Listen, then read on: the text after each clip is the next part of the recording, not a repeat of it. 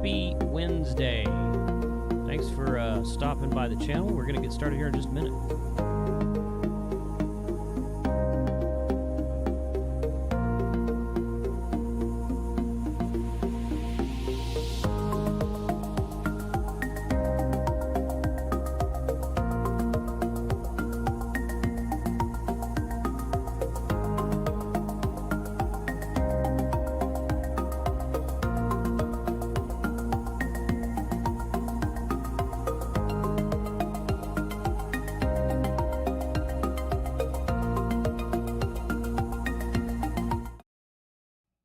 And there we go right there. All right, guys. Good afternoon. Show 1202 in Texas. Appreciate everyone hanging out today. Stopping by for this live stream. Lunchtime live stream, Ham Radio 2.0. So thanks for joining me today. Making sure I got all my ducks in a row here. Special shout out to everyone in green text in the chat. YouTube channel members. Appreciate your support of the channel. I see Andy Cowley in there. KQ4HXQ, Michael, KO4RNT, David, W0RHP, W8WNA, Ham Radio Crusader, Freddie Mac is in the house, and several more of you down there. So thanks for joining us today on that. So I don't know what to do really because. My guest has not arrived yet, so I don't think that. Yeah, everything is where it should be, but my guest has not arrived yet. So we were going to be talking about the Open Headset Interconnect Standard, I think is what it stands for. OHIS. Yeah, just right there. And this is a standard connection of headsets for various ham radios and other things as well. We're going to talk about that some today. But since I don't have anyone in my waiting room yet, I wonder if something happened to Mark.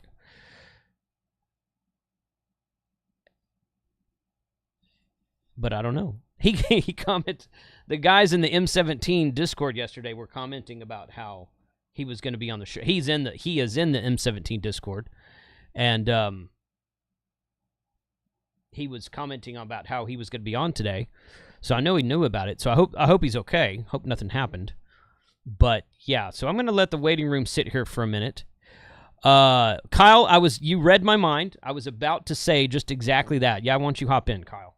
We can talk about AllStar. I've got some AllStar questions anyway. Or I've got a AllStar question that I think you might know the answer to. I do not know. But, yeah, hop in, Kyle. Let's do that.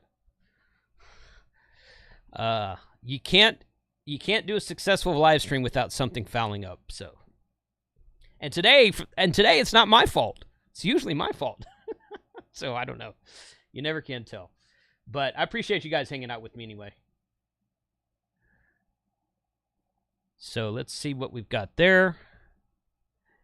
No, not like the SIG M17. M17 digital voice amateur radio mode based on codec 2. Those guys have been on my live stream before. 2 or 3 times, actually. In fact, they tell me that my channel was the first live stream they were ever on. So go back and look for an M17 project on several of my past live streams. So not although I can appreciate the Sig Sauer thing too, so I'm good with that as well. But yeah, okay, so we're gonna wait for Kyle to hop in real quick. Freddie Mac knows his AllStar as well, and Freddie, I'd be interested in your theory on my question. My one question that I'm gonna bring up to Kyle. I kind of bet Kyle doesn't know, but it's a weird one. But we'll see. So, special shout thank you to all of you who came up to me at the Huntsville Hamfest last weekend and were like, hey, appreciate you being out there. I love watching your show. Met several great folks at the Hamfest itself on Saturday. Also met several of you on Friday at the Montesano POTA Hangout, so that was fun as well. And that's always a good time. It's always a good show. You know, we got there Wednesday night. We were there for, it was probably like 7 o'clock that night or something like that. And we were there for all day Thursday, all day Friday. And I unmuted myself in Zoom, Kyle. Yeah, I'm sorry. Okay. Let me make sure that, yeah, you're in there. Okay, cool. But I was there all day Thursday and all day Friday. We went, we hung out with the Gigaparts guys a little bit on Thursday, and then we did a POTA thing on Friday, like we've done the last couple years, and it was a fun time. So special shout out to everybody who attended that show and came up to me. I appreciate you guys being out there. Kyle, what's up, man? How are you? Good. How are you? What's happening? You got home back to Texas in one piece? Yeah. We got, you know, I was gonna drive. We left probably about 3 o'clock Sunday afternoon, something like that. Yeah. And I'm looking at Mike, and we're pulling out, and like TO's still there, ACK is still there, and there's N8YO who shared our campsite. He and his girlfriend they were up in the air about whether they were going to leave. They decided to stay for the night. And I looked at Mike. I'm like, I kind of almost wish we were staying. He's like, well, let's turn around and go back and stay. I'm like, no. We were pulling the camper out of the park. And it was his idea. He wanted to leave early because he's got a 3-hour drive home after we get back to my house. Right. So I'm like, okay, yeah, I get it. But I think next year we might plan to stay because there were a lot of people that stayed. And if I had known that, I might have planned to stay as well. But oh well. So I got a little news. Usually I get I'm having trouble with my collar here. I got to look pretty for everyone. So I got a cabin this year. Red Summit RF. He wasn't able to show up, so Sterling and I grabbed his cabin. Usually I bum with somebody in the RV site, but I'm getting an RV the first of next year. So I rented a campsite for next year, and I think I'm going to stay over Sunday and then drive home Monday. I think that's going to be my plan. Okay. But do you any idea when you might come in? Thursday. Thursday. Okay. All right. Thursday afternoon to Monday. I think that's the plan. Okay. That's cool. We're actually talking about coming in a tad bit earlier next year than we did this year because there was something happening on Wednesday night. I don't remember what it was now. It was about a 13-hour drive, including stops for fuel, lunchtime, et cetera, et cetera. Yeah. So it's about a 13-hour drive. That split into 2 days is just easier on everybody. Yes. So it's not a bad, you know, I usually kind of limit I'll do it all in one day time to about 10 to 11 hours. And if you look at Google Maps, it is 10 and a half hours from here to the top of the mountain. And of course, you know, you can never do it straight through because you have to stop for fuel and for to pee and for lunch and a bunch of other stuff. So also you're pulling a trailer. I'm sure that the trailer pulls a little different than you just hopping in your truck and going. Correct. Yes, very true. So yeah, and that's doing. I was doing between 65 and 70 most of the time. The speed limit was 75, so I wasn't going quite as fast as I could have been. But yeah, that's all a factor into it. So splitting that into 2 days is a little bit appealing. We had talked about getting there, like getting up, doing half of it like Tuesday afternoon, evening, driving for 5 or 6 hours, and then doing the rest Wednesday morning. So we might do that next year. We'll see what the deal is on that. But make a couple of changes, especially if TO's up there trying to win some contest by cheating on it, showing up 3 days early. We might. But the one thing I love about Huntsville is it is so laid back. Like I don't feel guilty leaving on Saturday afternoon and going to grab a beer. Like, it's just like one of those things where you see everything and you're at the pavilion on Friday, you're hanging out with people. It is a very laid back versus Dayton, or Dayton is very chaotic, right? You're just trying to get everything in. It's 4 days. You're trying to just see everyone, see all the vendor booths, whatnot. Huntsville or Orlando is a little bit less stressful because we've got the guys that do the RV and we sit back there and drink beer and have a good time. But Huntsville is definitely one of those places where you can easily get through everything and then just relax the whole time. Relax during the weekend, right? It's not very stressful. Right. And everything's in one room. You're not worried about missing something, because at Dayton and at Orlando, I'll walk through all the rooms, and then I'll walk back through one or two of the rooms, because I'm like, oh, I wanted to go back and check this thing out that I walked by, but I didn't get to stop at. And then you'll find something else in that room. And like, oh, I didn't see that the first time. Yeah. So there's not much chance of that happening at Huntsville, because it's all right there. Yep. But, Josh got that K1, that Elecraft K1.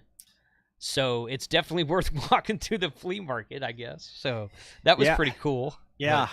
I watched that live stream. I watched your live stream and Josh's live stream yesterday. And I'm surprised that it was still there whenever he was walking through, because he streamed relatively later in the morning on Saturday. I mean, it wasn't. Yes, he streamed the flea market part later. That's true. Yeah. So I was surprised that it was still there. Yeah. Yep. I agree. So I don't know. I mean, those are pretty rare, but I'm not sure how much they're sought after. So yeah, But somewhere around here I have a KX1, but I've been practicing my CW every day since we got back. Nice. So I got that Morse tutor from MFJ. Yep. The one that you tap the button and it does a character or a couple characters, or maybe it'll do a word. You can set it up to do different things. And then you sit there and listen to it, and you look down at the screen and see if you're right. The screen's a little weird, kind of hard to see on it. Because if you hold it, you got to hold it at a certain angle, or it looks like it's all grayed out. So it's a little bit strange of a screen, but it works well. I was tinkering with it this morning, getting pretty good at hearing single characters. No good still at like double characters. I was going to say, maybe we can get your first CW contact in September. I think that I got. Okay, so I was going to ask if you wanted to talk about that. We can talk about that. I haven't officially announced that. Yeah, I haven't either. Yeah, we can keep it a secret for as long as you want. It doesn't matter to me. No. I'm not worried about keeping it a secret. I want to announce it. I want to talk about it. So, well, Freddie decided to join us also.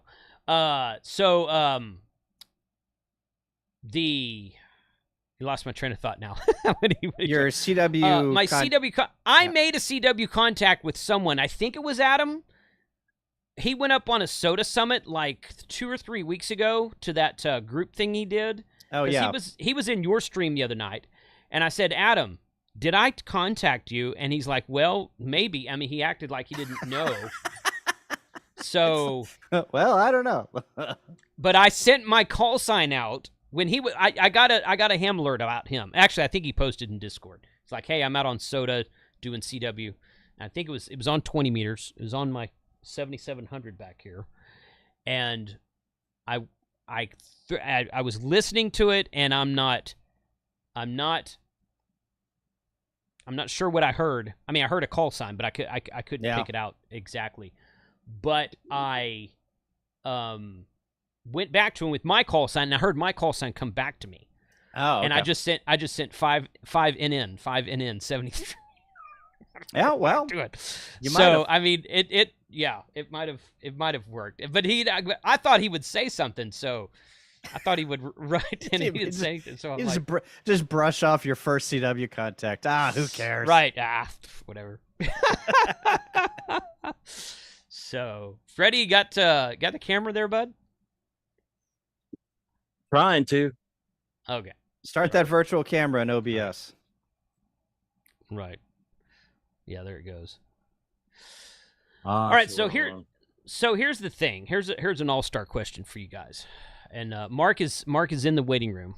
Oh, good. So he's a little late, but we're gonna bring on Mark. I'll bring on here in just a minute, Mark. So I'm gonna finish my train of thought here.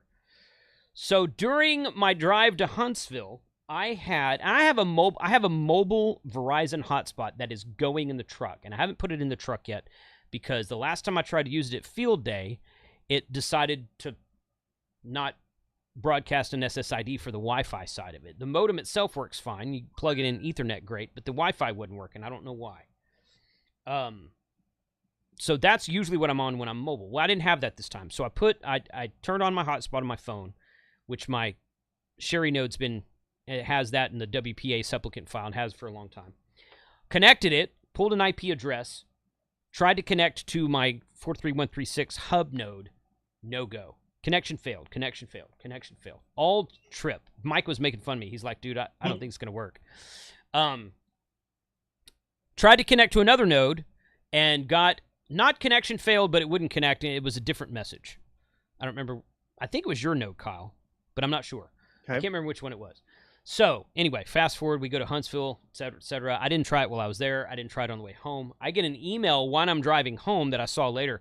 Some other guy, he's like, hey, man, I know you've had this problem before, but I can't connect to your node, to your hub.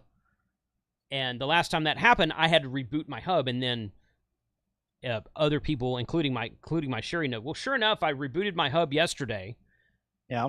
And my Sherry node, and I tried to connect from my home. I plugged the Sherry node up yesterday. Yep. Got an IP address. Yep. *3 43136 connection failed. Reboot my hub. Oh, there it goes. It's connected. So there is something on my hub server in the cloud that you and I installed, Kyle. Yeah. That after a few days, it just stops allowing new connections. And it seems to be kind of selective. It's not all new connections, because I'll watch Superman and I'll see people drop out and come back in. Maybe an auto connection string, I don't know. Yep. But somebody's connecting, and then it just prevents some of us from connecting sometimes. So somebody said I should run a cron job and do a reboot every few days, and I'm like, well, I don't think I should have to do that. Yeah, you shouldn't have to do that. I think that's a Band-Aid. So anyway, that's the deal. That's a solution to not getting to the root of the problem, right? Right, correct. Yeah. So why don't we, at some point, take a look at the logs, and we'll try and connect and take a look at the logs and var logs and in your syslog and your asterisk log and see what it's doing in the back end. We'll say like asterisk might be, it might be hung up. Like a reboot of the system, yes, might do it, but you might have to just restart asterisks. I mean, granted, you don't really want to do that because then that's not the root of the problem. So let's take a look at the logs and see what's going on with that. Okay. Yeah. How often is that happening? It's only happened twice since Kyle and I installed that, which has probably been, 2 or 3 months ago? It's been a while. Like that? Yeah. It's only happened twice that I have noted. It's only happened twice where it's affected me. I got an email from a guy one time, and he said the same thing, but that was around the same time as affecting me. So. And you have updated to patched and got the latest updates on both OS and voiceover. Yep. Probably not. Okay. Probably not. Probably want to do that. It might be a bug that we're seeing in some type of, module that who knows. The logs will tell us. The logs will set you free. Right. Okay. All right, good. Well, live stream on this coming Sunday, we're going to build some Sherry Pie hats that I have. Oh, sweet. So you guys are welcome to join us. I've divvied out 3 or 4 of those to various people, and should be putting those together and then getting more people to Did Frank get one? Frank, Dawn, N5SKT gave Frank his Sherry node at Huntsville last weekend. As far as I know, he hadn't booted it up yet, but Frank does not need one. So hopefully Frank, I think Frank's welcome to join us also. In fact, he's on the invite, but I don't think he's going to need a pie hat. I think he's got one now that works. So, okay. Yeah. Sweet. So the AllStar system, for those of you who have never connected, is no longer going to be Frank free. So just bear that in mind. At some point in time, we're going to be invaded by the Frank. So that's it. Bring it All right. on. I've got Mark in the waiting room, so I'm going to let him in. And we're going to talk about OHIS, however you say that, the acronym, OHIS, the Open Headset Interconnect Standard that he is working on. And we'll hello. There. What's up, Mark? Hey, guys. I'm so sorry for being late. That's all right. We'll deal with it. Yeah. That's cool. Do you have a presentation, website, slides, anything you want to share? So I do have some slides that I can do a screen share on if you'd like, or I could just do this entirely verbally. No. You can share. That's fine. Kyle and Freddie, you guys are welcome to hang out in the background. I'd ask that you mute yourselves, or you can drop if you want to. It's your choice. I'm going to drop, and I'm just going to hang out in the chat. Okay. I'm going to do the same. I got some cables to build. All right, guys. Ooh, thank you thanks for joining. Hey, Mark, no see you sweat. later. Thanks for covering for me, guys. I apologize. Thanks. No problem. Sweat. Yeah, we got it. Kyle, we will talk about that other thing later. Sounds good. So, Later, guys. Thanks, man. All right, so there we go. Right. Mark, good afternoon. Why don't you introduce yourself real quick?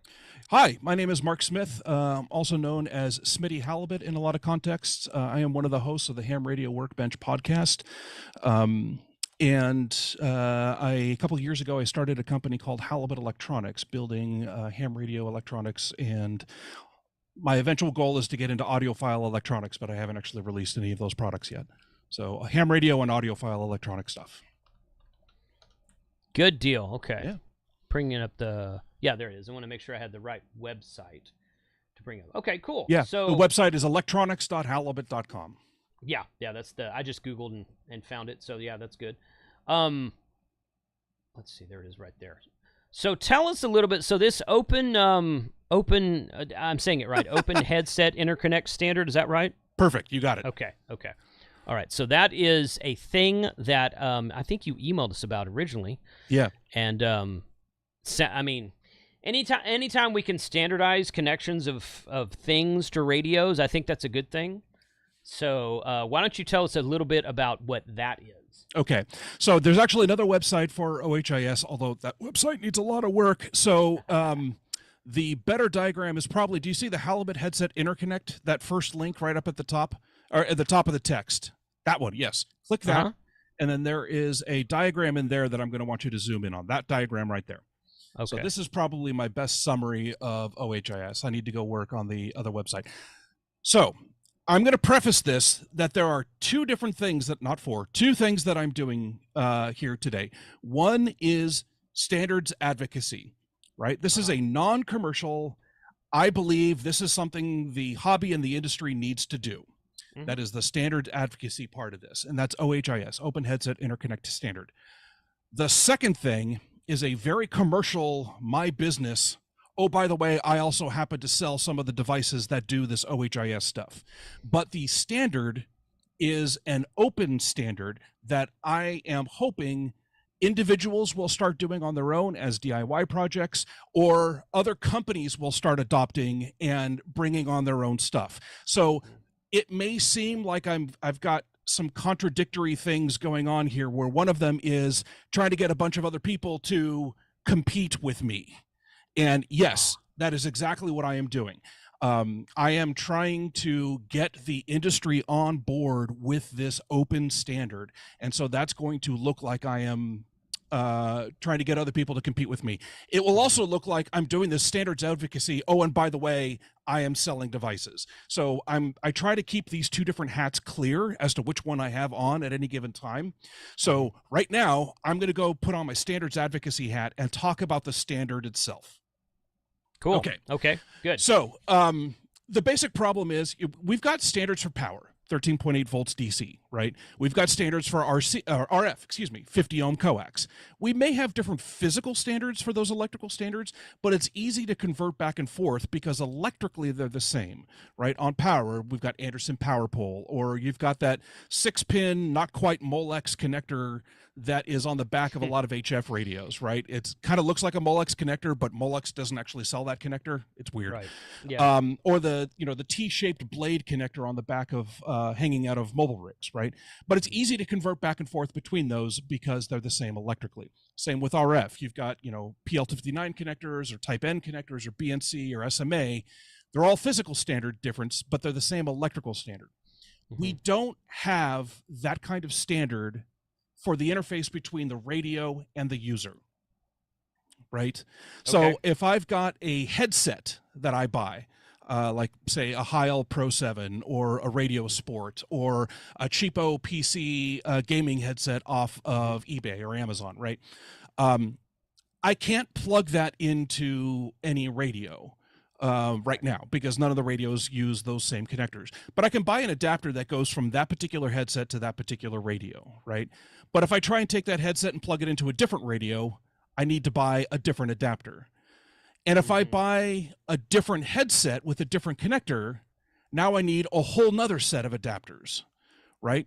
And so you end up with this full mesh of adapters between every possible headset I ever want to plug into these radios and every possible radio that I may want to plug into. It's not just one adapter for each, it's one adapter for each pairing of those. Is that in addition to the fact that ICOM uses a different microphone standard? Because my Heil Pro 7, which I actually bought to connect to my Flex Maestro, which is an RJ245 jack, it won't connect to the back of the freaking radio. It's a different plug. Yep. But it's the same plug as the Yaesu. So I can actually connect my Heil Pro 7 that I bought for the Maestro to my FTDX10 Yaesu, and it works great. Correct. But I am told that even if I switch the plug, the microphone in that version of Pro 7 is different than what ICOM requires, so I can't use it on my 7300. So exactly correct. That's part of the system that you're combating here, correct? Correct. So thank you. You led me directly into the next part, which is even if I buy the right adapters. Right. By the way, a lot of radios use the same physical connectors but different pinouts. Right. Right. And then even if you've got the right pinout and the right physical connector, you have this electrical discontinuity that there are dynamic microphones like what Flex uses and what Yaesu uses and what Kenwood uses. And then there are electret microphones like what ICOM uses. And you can't gotta be different. They got to be different. And you can't take a microphone from one and plug it into another. Right. And that's all just on HF. When you add mobile rigs into that, then totally you get into, so there's no standard, right? And when I'm at home in my home shack, and I've got one headset because I've only got one head, right? And I've got my known set of radios. It's not that big of a burden to be able to buy these adapters.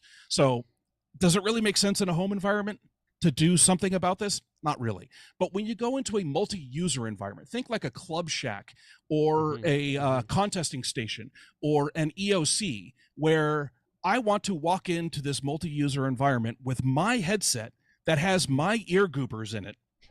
And I don't want you using my headset and getting your ear goobers into my ear cups. And I don't want to put your ear goobers into my ears, right? So I want to take my headset with me and be able to plug it into any radio in this environment and just have it work, right? Our current environment does not lend itself to that.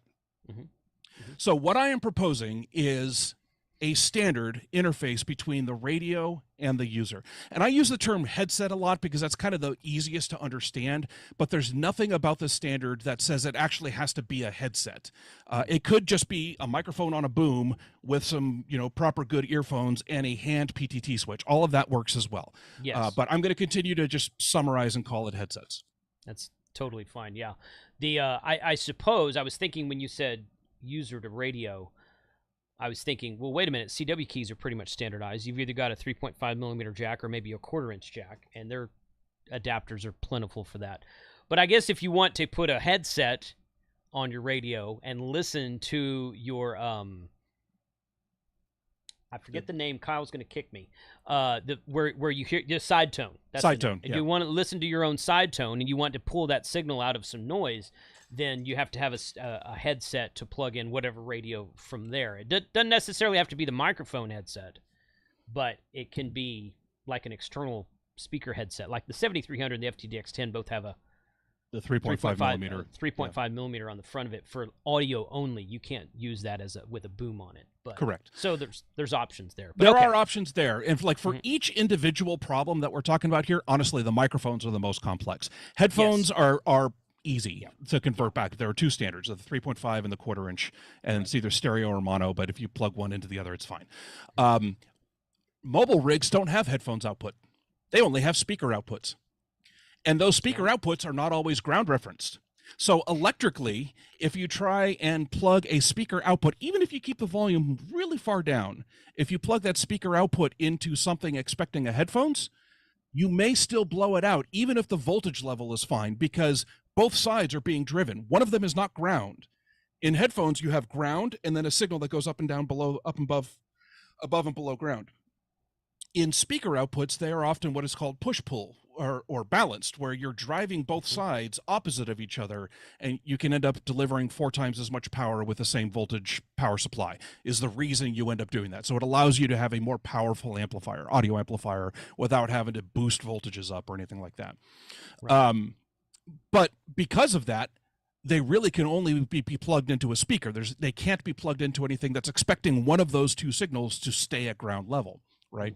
So anyway, the point being that we've got all of this complexity, and if you want to be able to just plug in a headset into one of these radios, you've got to do a lot of stuff to make that work.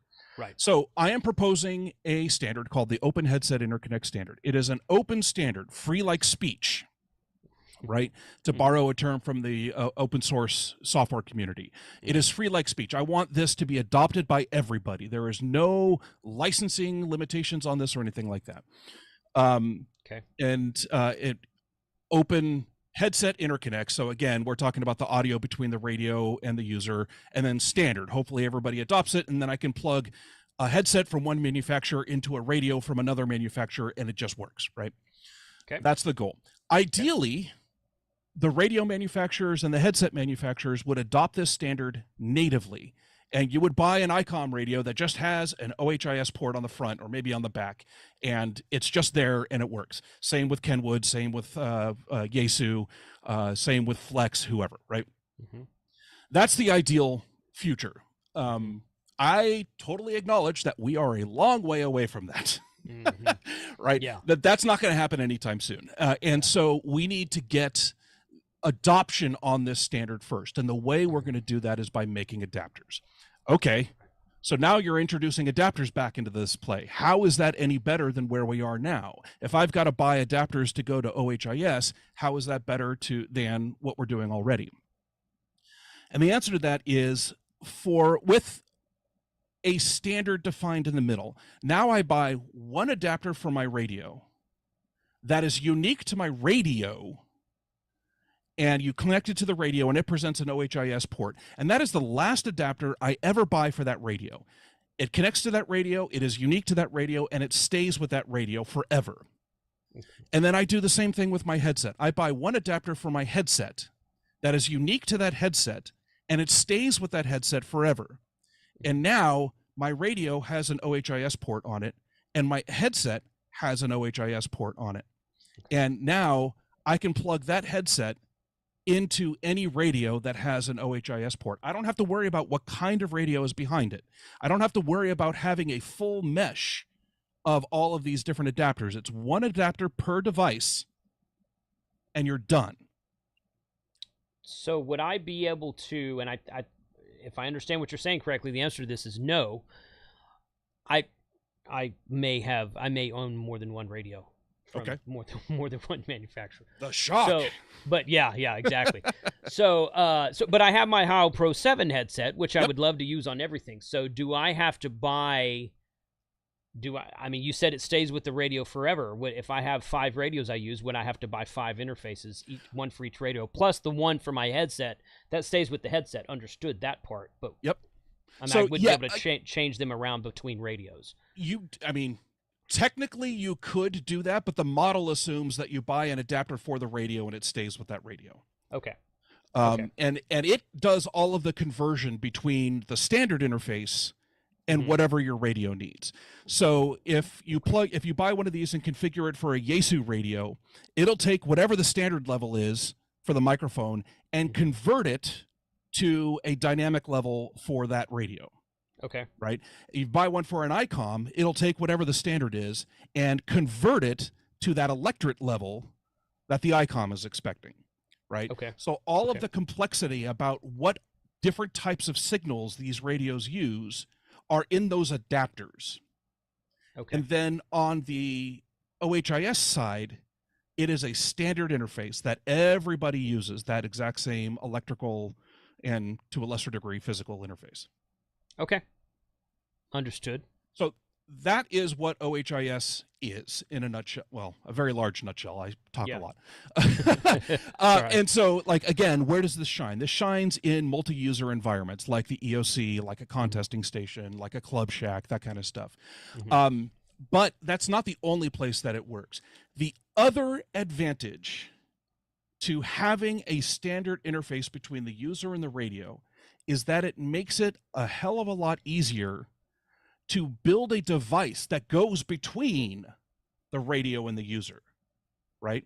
That's what I actually want to do for Halibut Electronics. The reason I can justify trying to get other people to make adapters is that it gets adoption. And what I really want to do is I want to make these devices that go between the radio and the user. So let me give you an example of one of those devices. And this is where I'm going to be blurring the lines between standards advocacy and commercial products, because I am making this product, but I am using it as a justification for why you might want this standard in your shack as well, even in your personal shack. So there is a device I'm calling the contesting console. It is a single box. It has 2 ports for headsets, a left operator and a right operator. And you think of them as a radio operator and a logger. Is this on your website? Not yet. Okay. It's still in prototype form. I am literally developing prototypes for this thing right now. Okay. In fact, I just sent the next version of the prototype off to Fab yesterday. Okay. So, and I am 90% confident that last prototype, version 1.2 that I just sent off, will be the last one I need to actually, the last prototype I need to make before I go to production. So I'm hoping to be selling these before the end of the year. But the point is that it's a console that has 2 headset ports and 1 radio port. So it connects 2 users to that radio. Those users, you can have a logger. Yes, those users have an intercom between each other. So they can talk to each other and say, oh, was that a KM6 or a KN6, right? They can have those conversations without having to pull their headphones off to talk to each other. Gotcha. And they can both hear the radio. And then whichever user presses their PTT, that user's microphone audio is sent to the radio. That's kind of neat. Okay. Right? So each user has a 4-channel mixer. They have their own independent 4-channel mixer. And this is the audio. They can set the level for the audio from the radio itself, their own audio, so they can get a little bit of side tone.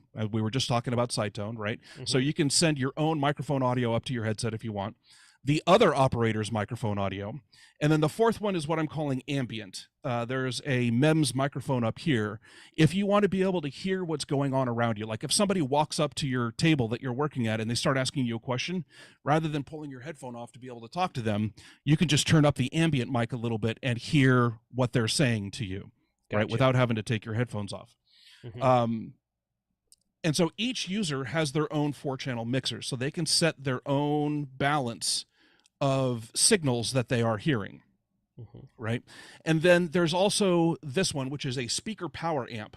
And so if that person walking by doesn't want to interrupt what you're doing, but they want to hear the full QSO, right? They can already hear you talking because you're speaking, right? But they can't necessarily hear the radio. So instead, they turn this volume knob up and connect an external speaker to this 3.5 millimeter socket right here, and then that plays the radio audio. You just talked me into that, and let me tell you why. I was already going to buy one, but since you said that, we go out in POTA a lot, and I'll usually, not always, but usually 95% of the time have a camera rolling. Well, if I plug in my headset, the camera can't hear the audio of the radio coming back to me. Yeah. So you just solved the problem of being able to make a POTA video and use a headset at the same time. Yeah. So in that, that would do that for you. Yeah.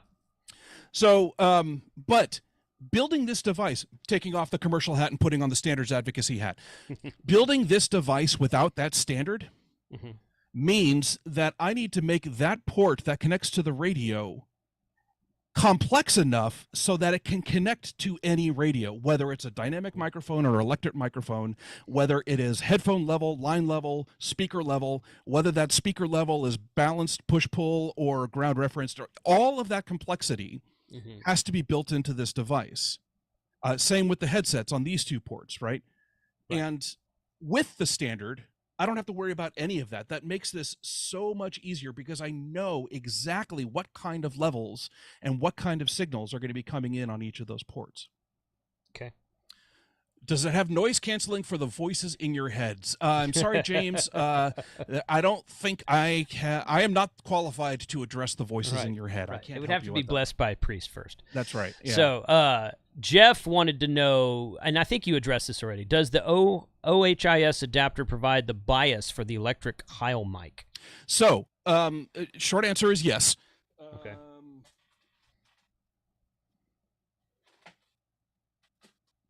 Curses, I don't have any within easy reach. So all right, well, let me switch into commercial mode. Halibut Electronics is selling two different devices. I have what I call the Radio Pro. Oh, you've got pictures up there. Perfect. I do. I have what I call the Radio Pro, which is this box here. This is the radio side adapter. So it's got all the different kinds of connectors that you can connect into your radio. It has the GX16, the 8-pin round connector, or an RJ45 or a 3.5 millimeter for the microphone. It's got an external PTT because you have a Flex, and so you know the joys of having PTT on a separate connector. Yes. Very few radios do that, but Flex does. So I've created or provided an RCA there for that, and then a 3.5 millimeter here for headphones or speaker output. All right, so you can connect these over to your radio, and then of course power, and then on the front, it exposes an OHIS port on there, and so by just doing that, you have converted your radio into an OHIS. But wait a minute. I still want to be able to use my stock devices on my radio. I don't want to lose the ability to use my really nice desk mic from my Yaesu or whatever it is, right? So Radio Pro also provides pass-throughs for all the connectors on the back. Okay. So you can still connect your desktop radio or your desktop microphone or whatever it is, the stock microphone for your radio, into the front of this. And if you use that microphone, it is connected through to your radio all the time, until you hit PTT on the OHIS. And once you hit PTT on the OHIS, then it switches the microphone over to the OHIS headset. And then the receive audio from the radio goes to both of them and all the fun stuff. So this is the radio side adapter. All the circuits to convert from whatever the standard is to what your radio uses are in here. All the pinouts are configured in here.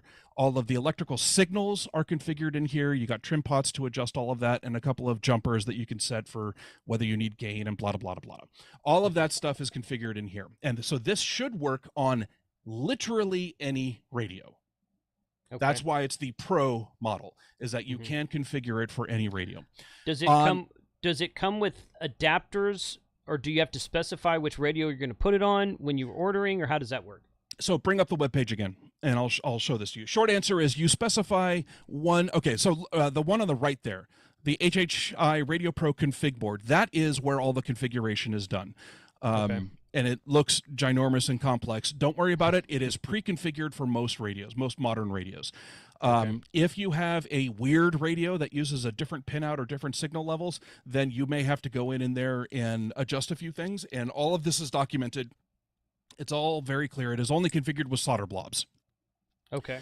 But when you buy your Radio Pro, it comes with one config board, and you get to select which of, I think, 4 different configurations I have for Yaesu HF radios, Yaesu mobile radios, which are unfortunately a different config board, ICOM HF and mobile rigs, and Kenwood HF and mobile rigs. And of course, the Yaesu HF works with Flex, and the Kenwood works with Elecraft as well, because Elecraft chose the Kenwood standard for their connections. So you get to choose which of the config boards you buy. If you change radios or make a mistake there, you can reconfigure your existing config board, or you can buy an additional config board. So you are asking, do I need to buy one adapter for every single radio? OHIS does not specify that. My product specifically, all the configuration for the radio is handled on that board. That's only $40. And so you can buy additional daughter boards, one for each of your radios. And so you can move the big expensive part from one radio to the next and just swap out the configuration for the radio on that simple board, right? Okay. Or you can buy one adapter for every single radio and give them each their own unique configuration board. Okay. Then you do have to know which cables you need, right? Whether you buy a GX16 cable or an RJ45, or if you've got a Yaesu mobile, the Yaesu mobiles use the 6-pin RJ connector. I think it's an RJ12 or 6P6C. And we do make, Halibut Electronics, do make a custom cable that is an RJ45 on one side and the RJ12, the 6-pin, on the other side with the correct pinouts and everything. Okay. And we make sure that the microphone signal stays on a pair, which makes it a pain in the butt to make. Yeah, I imagine so. Okay, good. So, so the question was about the does it provide the bias voltage for the Heil microphones? So go back to the previous page. Or actually, it might be you might also be interested in at the bottom. Anyway, click on the up at the top. Yep. Click on the HHI, the Halibut Headset Interconnect link again. Oh, okay. Yep, there. And then go down to the User Pro. So the User Pro, that is the headset side of this.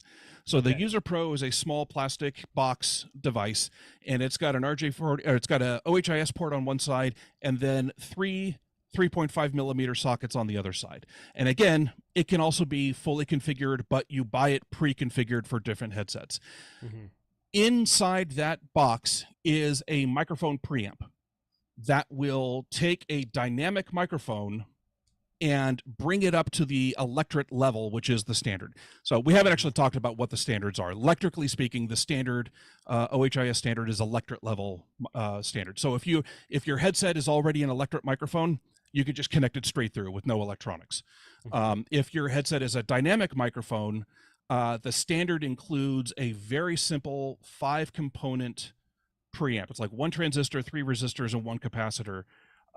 It costs pennies to make, and that will take a dynamic microphone and allow you to connect it to a device expecting an electret microphone. So it does the amplification, and it uses the bias power coming from the device that you're plugging the microphone into. So for 5 components, you can turn a dynamic microphone into an electret microphone. That is part of the standard. It is available as part of the standard, meaning you don't have to use it. If you've got a better mic preamp you'd rather use, you're welcome to, but it's available free for use for anybody who wants to do that. So I would probably want to get one for ICOM. Yep. Because my Heil Pro 7 is made for Yaesu/Flex, and I can plug it in natively, and then I could take that same headset with this User Pro and plug it into an OHIS port on an ICOM that I set up. Correct. So the way you would do this is you would buy a User Pro pre-configured. Again, you'll notice that the User Pro has the choose option down there. What pre-configuration do you want? You would buy one for the ICOM Dynamic. I'm sorry, Heil Dynamic. Heil Dynamic. So that matches the element that you have in your microphone. Even though your ICOM is expecting an electret, that is handled on the Radio Pro side. Gotcha. Right? Okay. On this side, you are adapting whatever your headset has to the standard. Okay. So you would buy a Heil Dynamic User Pro, and then you'd be OHIS standard in the middle, and then you would buy a ICOM Radio Pro, and that would convert from whatever the standard is to what the ICOM is using. Right. Understood. Okay. Perfect. So that's that. Taking off the standards advocacy hat and putting on the commercial hat again. These adapters, the Radio Pro and the User Pro, are available for pre-order right now. If you go to electronics.halibut.com, they are pre-order right there. We have all the parts except for one. That one is the plastic case for those User Pros. They are supposed to be delivered in early September, and then I've got a bunch of milling that I need to do to them and then send them up to the manufacturing company, and we should be shipping these by early October is my guess. Okay. If we weren't waiting on those plastic cases, we'd be doing manufacturing right now, and I'd be able to ship even earlier. But I am committing to October 2023, maybe earlier. Maybe, okay. The contesting console is still in development, but I am hoping I might be able to start selling these by the end of the year. I'm pretty darn close to having this ready to go. And if not by the end of this year, then early next year. I need to order the first one of those. I need to order the first batch of those. So, Kyle had a question. It's pretty good. If you moved OHIS adapters from radio to radio, would you need to reconfigure the adapter in software? So for my adapters, everything here is analog. There is no software involved anywhere. So if you moved a Radio Pro adapter from radio to radio, the way you would do that is by removing that configuration board and putting on a different configuration board. You would need to set up each configuration board for each radio. So all of those giant jumper fields come pre-configured unless you need to tweak something. There are trim pots on there that need to be adjusted for your particular radio. And again, instructions for all of this are in the user guide. But once you have that config board adjusted for that radio, then it's good to go. You put that config board on that Radio Pro, and it will work with that radio. If you need to move the big expensive part to a different radio, you take out the config board and put in the config board for that other radio, and you're good to go. So you could effectively have because it looks like the the Radio Pro is about $225. Correct. Is what it says on this. Where did I go? Shop. You go into the individual product. Yeah. There we go. So Yeah. $225 for that. Yes. But for an extra $40, you could configure it for another radio and have it multi-purpose at that point in time. The $225 includes one configuration board of your choice. Right. For $40, you can add additional config boards. Right. Yes. Right. Correct. Okay. Yeah. That's a better way of saying it. Okay. Yep. Good. That's okay. Perfect. So the user pros are similarly configurable. That is to say, they come pre-configured, but if you open it up inside, there's a similar jumper field there. You can assign any signal to any pin, except for the PTT. Anyway, yeah. So these are entirely reconfigurable. If you buy one for one device, it doesn't mean that it only ever works for that one device. You can reconfigure any of these to work with any device if you need to. But that reconfiguration involves like placing and removing solder blobs. So it's not a quick change from one. It's, I sold my Flex radio and I bought an ICOM. It's that kind of reconfiguration. It's not, I'm going to move from this radio to that radio today and then move it back tomorrow. Right. You can do that with the config board on the Radio Pro, but not with the User Pro. Gotcha. Okay. Good. Thank you, Dennis. Dennis is always fun with the comments. Shut up and take my money. You go to electronics.halibut.com and I will happily take your money there.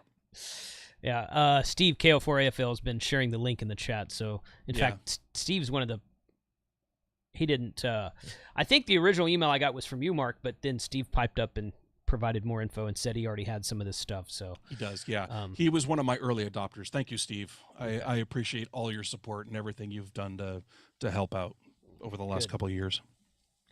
Excellent. Well, this looks like a really fun project. Hopefully October timeframe being what it is, that would be in time for some cooler weather and some parks on the air before the weather gets too cold in a lot of places. So I think this is going to be a winning situation. So excellent.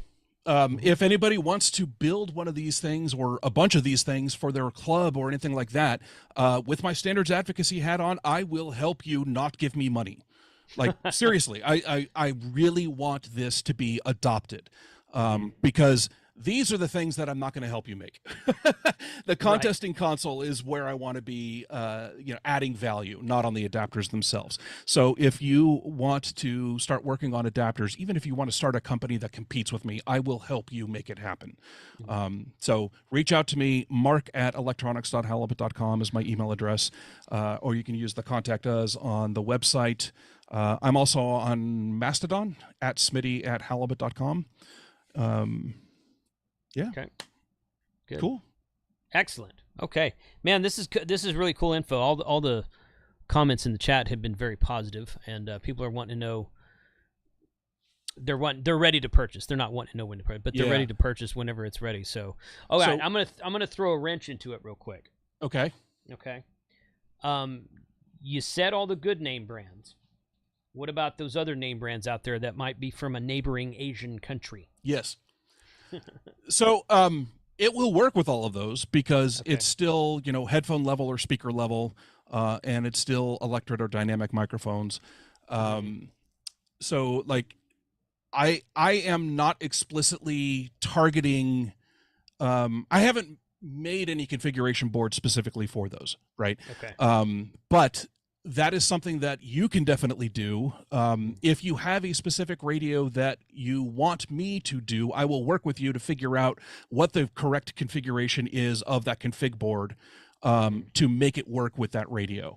Like I had one of the users in my early adopter program wanted to use the User Pro with a Kenwood style hand mic, the 2-pin 3.5 and 2.5 millimeter that like all the radios, all the inexpensive radios use as their standard interface, right? He had a headset that uses that interface that's meant to connect into an HT, and so he wanted a User Pro that would work on that. And I don't have that in my standard arsenal. So I worked with him to figure out what that configuration would look like, and I'm totally happy to do that. Okay. I think most of the Zygu radios use a Yaesu style connector. Okay. If I'm not mistaken. Are they RJ45s? The G90 is RJ45. I can't remember on the 6100 or the 5105. I believe they're RJ45s. I could be wrong about that. Yeah. But somebody in the chat will know, I'm sure. But now you've got bg2fx.com. I forget his first name right now. Really nice guy. Really the FX4CR radios. Those are coming along nicely. And you've got the LNR Precision stuff. Of course, the LNR Precision stuff is CW only, so you're probably not going to want to worry about that right now. But there's 2 or 3 other models out there that are that have come along and been a good option for the TX500 from Lab 599 is a good example, and it has those funky aircraft plugs on it. But it comes with an adapter. I think it comes with like an RJ45 to one of those adapters, or maybe somebody makes one aftermarket, something like that. So there's definitely more than just the big 5 or 6, which if you're into heavy HF, you probably have one of those anyway. So I think you've got most of your bases covered. But I just wanted to know that, because if I didn't ask it, someone else would. Sure, absolutely. And even if the Radio Pro doesn't come with a pre-configuration for your radio, you can buy what I'm calling my generic config. That is, it just doesn't have anything assigned on the 8-pin connectors, and you can figure out what pin out you need for yourself and apply it to that config board. So you can configure these for just about any radio. Okay. And I only say just about because I hate making absolute statements because they're too easy to be proven wrong. I can't think of any ham radio that these won't work with the appropriate configuration and the appropriate cables. Okay. That's a fair statement. So there's one question I saw in the chat room. Can I bring it in? Is that okay? Sure, absolutely, yeah. From Mike Groves, he asks, are you in discussion with any of the major manufacturers to incorporate OHIS? And that is a mighty fine question. And the answer is, I would love to be. I have approached both Flex and Elecraft at Hamvention this year, and I was still pretty early in my advocacy process at that point. And I talked to... I don't remember names, and I would probably offend people if I got it wrong, but definitely the CTO at Flex, and I believe the CEO at Elecraft, and both of them were like, that's a really good idea. I don't think it'll ever happen. And so I refer to it as optimistic skepticism. Yeah, right. Right, yeah. And so it they come from a viewpoint of they've worked in the industry forever, and trying to get the manufacturers to agree on anything is problematic, right? And so that's why I'm starting with adapters, is because I know just going to the manufacturers and say you should do this is not going to work until there is traction in the market, right? Radios are starting to adopt Anderson power poles Yes. on the radios natively themselves. Yes. And that's because it has become a dominant de facto standard. And it's going to take a long damn time. The thing that I think is working in my favor here is that this doesn't have to be a replacement for your existing stuff.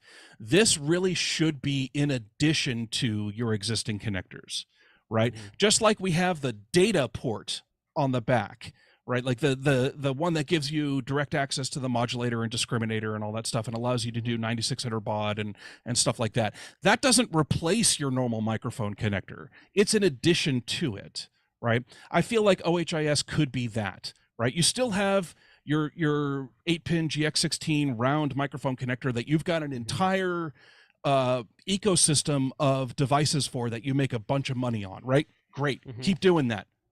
All I'm asking is that you add a clearly marked RJ45, preferably to the front, but maybe on the back, that is an OHIS port, and allow people that if they plug something into there, that also works.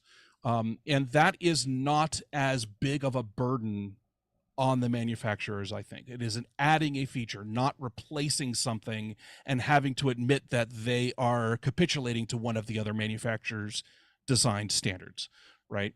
So I'm optimistic. I think the way we get there is by getting the community to say, yes, I want this, and get the community to be saying, I have to buy an adapter for your radio. It would be much better to me if I didn't have to buy an adapter, right? And get the users who are buying these radios to go to the manufacturers and say, I want you to put this port directly on your radio. And to do that, we need to get adoption, and that's what I'm starting on here. Okay. Well, I wish you luck. I think it's a great idea. I think it's a very good idea. Ham radio has always been about innovation and standardization anyway. So in my opinion, so it's I think it's a great idea. If you've got Flex and Elecraft that are buying into it, then, or that are excited about it but skeptical, then you know that's a step in the right direction. I think it's going to be. Go ahead. I don't want to put words in their mouth. Do not make the takeaway here. Oh, Flex and Elecraft are working on this. No. Flex and Elecraft have made it very clear to me that they are not interested in doing this until there is traction in the market. Right. So that's what I'm trying to do here. And the way we get that traction is by doing these adapters. I realize that my Pro adapters are on the pricey side for something that people may not be feeling a pain point of right now, which is part of the reason why I'm hoping that somebody else comes along and says, I can do that better and cheaper on the adapters. Great, please do. This is where I think I'm really adding value, and that's what I want to be doing. And that will just increase adoption. So totally. Yeah. Okay. Excellent. Well, go once again, electronics.halibut.com. Steve has shared that link in the chat several times, so you guys go check that out. And is there there's a contact button on this page. So there is, if you guys want to contact Mark, all of this stuff, his contact info is right there at that website that we just shared. So, Mark, I appreciate your time today, buddy. It's always good to see new projects, to hear about new things that hams are working on, and see how it can benefit the community as a whole. And I think you got a really good start here. Yeah. Thank you very much. I appreciate you having me on the show. If you ever want to talk about common mode current chokes and how to measure them, or satellite antennas with eggnog antennas, that's the other products I'm working on. If you ever want me to come on and talk about those, just let me know. I'm right here. Now, what is an eggnog antenna? Sorry, egg beater antenna for satnogs is the product that I'm developing that I'm calling eggnogs. My apologies. I screwed up the verbiage on that. Okay, so no, that's okay. Yeah. The Satnogs guys were at Tapper, I think, 2 or 3 years ago. Yeah. And they did like a 3.5 hour session on Sunday morning. I got all that on video. It's on my channel. Nice. So very complex stuff. But looking at right now, you can't see it on the camera, but looking right here, I have a portable rotation rotor from RFinder that interfaces into his Android device and tracks the satellite for you. Is that the one that he just released on pre-order? Yep. Yeah. Yep. So actually, my first product that never went to market is called SOAR, Satellite Optimized Amateur Radio. and it's a appliance for operating FM satellites. It's a whole different story we don't have time to get into now. But one of the very common asks was, can you please build a portable 12-volt lightweight rotator for satellite antennas? And I'm like, maybe one of these days, but it looks like RFinder beat us to it, and their product looked rad. I saw a lot of people wincing at the price, but I'm like, as somebody who's building hardware in the United States right now during a global semiconductor shortage, and is probably a small, very few number of people in the business, that price sounds about right to me. Yeah. And it does run on 12 volts, and it does have power poles. I plugged it into my GigaParts Explorer box, and done. We're done. I mean, the RFinder device itself has its own battery, but the actual rotor runs on 12 volts. So it's going to be I'm taking it to the beach next week, and you guys will see some videos on that. So be interested to talk to you about your about those egg beater eggnog antennas, whatever you're calling them. So eggnogs, whenever you want to get back on and do that, it'll be a fun project as well. So awesome. Cool. Well, thank you, everybody in the chat. Mark, once again, thank you for your time. We're going to shut it down. I wish everyone a happy Wednesday afternoon. And as we said in the beginning, we were talking about AllStar. You guys connect to my node, 43136. I am reconnected finally because I got it rebooted last night. And it's all working again. So 73 to all. Mark, once again, thank you for your time. Have a good afternoon. All right, 73s. Be good humans, everyone. Exactly.